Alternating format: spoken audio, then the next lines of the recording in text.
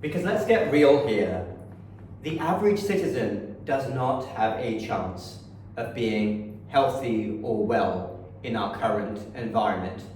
Am I saying that doctors go out there to work and want to inflict harm on patients? Absolutely not. But every doctor should be recognizing right now that our system is corrupt and it is rotten to the absolute core. And I feel so sorry for the mainstream, typical average citizen who gets all of their advice and their news from these quote-unquote mainstream authorities. I know a few of you here are already awake to this fact, but that's the first thing to remember, that average Joe citizen does not have a chance of being healthy or well. And I'm going to touch upon a few reasons why and a few of the forces that are working against this average citizen. And it's reflected in the statistics that we're seeing now. Look at what's happening with obesity, look at what's happening with chronic disease. All the while, certain entities are profiting. So the first player here to keep in mind are the physician societies. Note that this is not referring to the actual physicians and doctors at the front lines, but the physician societies. These societies have become utterly corrupted and loaded up with conflicts of interest. And physicians are basically in a position where they have to follow the directives of their society. Now, I am not a member of any doctor society. I absolutely refuse to join any because I've seen how this works. Basically, this is how it works. Take any specialty, whether it's a medical specialty, a surgical specialty, a pediatric society, it will be represented by a group of professionals that call themselves the society. And a doctor might pay a few $100s a year, but this society will be raking in money from other entities, typically big business, pharmaceutical companies. Go to any doctor conference anywhere in the country and look at the thousands of doctors who are mulling around, going to lecture after lecture. They think they're doing a good thing, they think they're learning a lot, being a good doctor by joining their society, and they'll be getting their medical education points or whatever else is the reason why they went.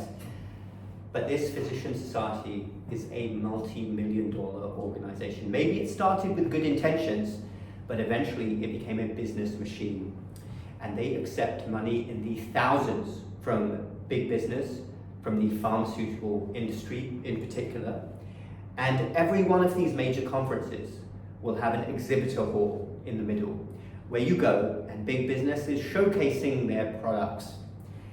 There has to be a better way than this for physician societies to operate, because what happens is they accept thousands, sometimes over the course of years, millions of dollars from these big business entities. Tell me, use your common sense, you're all smart people. Who do you think that doctor society is going to be loyal to? Are they going to be loyal to the typical doctor who pays them a few $100s a year? Or will they be loyal to the big business entity that is paying them thousands, hundreds of thousands, millions of dollars? Of course, they're going to be loyal to big business, and that's exactly what happens.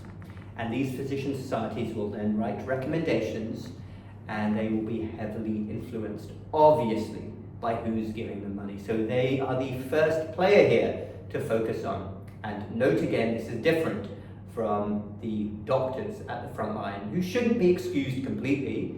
They're there, they know what's going on, they're smart people, and they're part of it.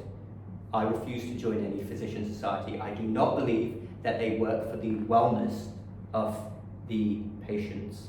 I believe they work for the wellness of their own pockets and for their doctors to keep having a higher salary.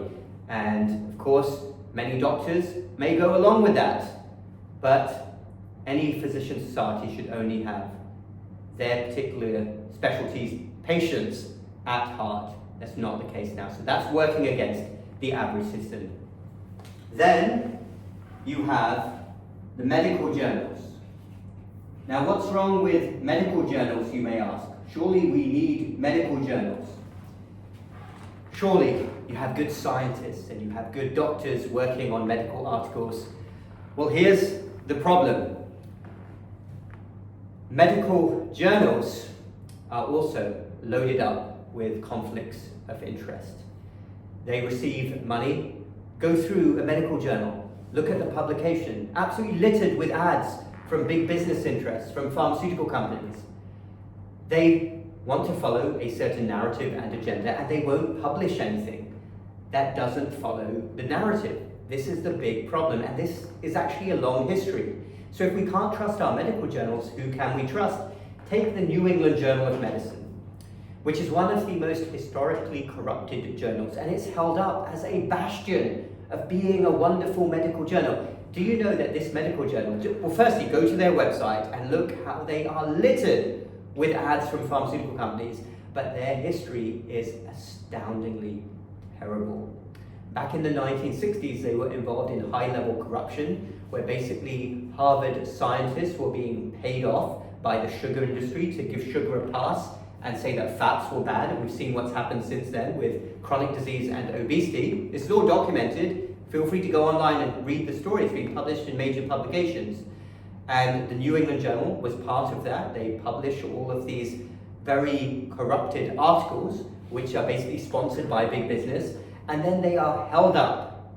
They are held up as the gold standard. And people need to look into this more. Basically what I do, whenever I see an article, I go down to the conflicts of interest.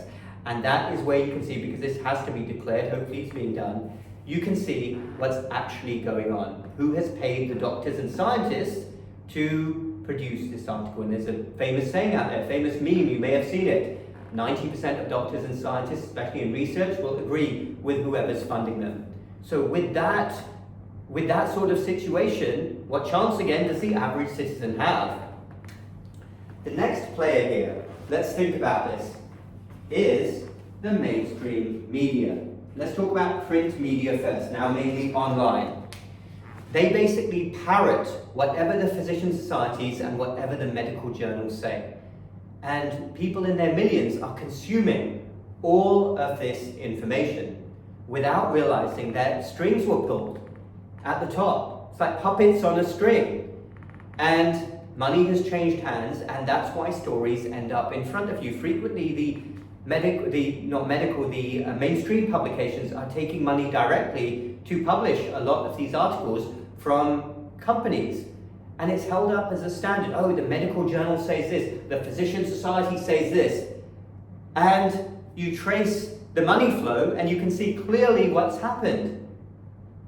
So again, what chance do millions of the general public have if they're relying on the mainstream media to give them accurate information which is not corrupted?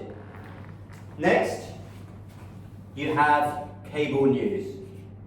Do not get me started on cable news. By the way, any of you here have cable news? Probably do. Cable TV? Yeah. Yeah, okay. Well, you do. I know most people do. It's sometimes difficult to avoid cable news, but I made the decision a couple of years ago to completely cancel cable TV. It's one of the best things I did, because particularly in the United States, it's simply a mouthpiece for big business and the pharmaceutical industry in particular. I mean, it's utterly ridiculous. Look now at cable TV. Sometimes when I have the misfortune of watching it in a hotel or I'm in a public place, often every single ad is a pharmaceutical ad during a commercial segment. How does this happen, and how is this being normalized? Only 2 countries in the world, United States and New Zealand, allow pharmaceutical ads. New Zealand, that's a bit of an odd one. But in the United States, this has gone to a whole new level. Advertising. And the funny thing is, when it's not a pharmaceutical ad, it's a fast food ad instead. So if that's what people are consuming, if that's what's being shoved in front of millions of unknowing people, you might claim it's free choice, but is it free choice when you're being bombarded with propaganda that's going to make people sick? And ultimately, I don't want to excuse doctors from this, because doctors are intelligent people, and all doctors should be able to clearly see what's going on here. They know that their authorities, which they listen to and then implement whatever protocol they are told to, are heavily corrupted, but they go along with this. And this happens for a number of reasons. Doctors are absolutely terrified of this situation. Firstly, they graduate with incredible, unbelievable, eye-popping amounts of debt. This has become more of a problem in Europe over the last few years as well, countries like the UK, but in the US, the average new doctor is hundreds of thousands of dollars in debt. I've seen some close to $1 million, and they're not going to rock the boat. They are terrified of losing their ability to pay that back. They think they're going into a well-paid job where they can pay this back. So you have complete silence from them because of this level of fear, and let's call it what it is. It's servitude. It's total servitude to a corrupted system which is making more and more people sick. Then you have the fact that we've already talked about the physician societies, but doctors, let's be honest here, are not known for critical thinking. They haven't been taught this in medical school. It's not emphasized. Doctors simply don't have the mentality of thinking, let's look at this situation. I mean, we've seen this over the last few years since 2020. Let's look at this situation. Let's critically appraise things ourselves. And if this doesn't make sense, we're not going to do it. That's a foreign concept to most doctors. It doesn't even enter their mind. They will mindlessly follow what is told to them, and that is the culture. It's the culture in medical school to just memorize everything, and then it's the culture afterwards. Let's do what our attending says, or consultant if you're in the UK. Let's do what the physician society or licensing authority says. Let's not question it. So again, what chance does the patient have? Does the average citizen have? And then you have the fact, finally, that this is all, at the end of the day, about control, power, and money. Historically, there's always been an industry which is dominant.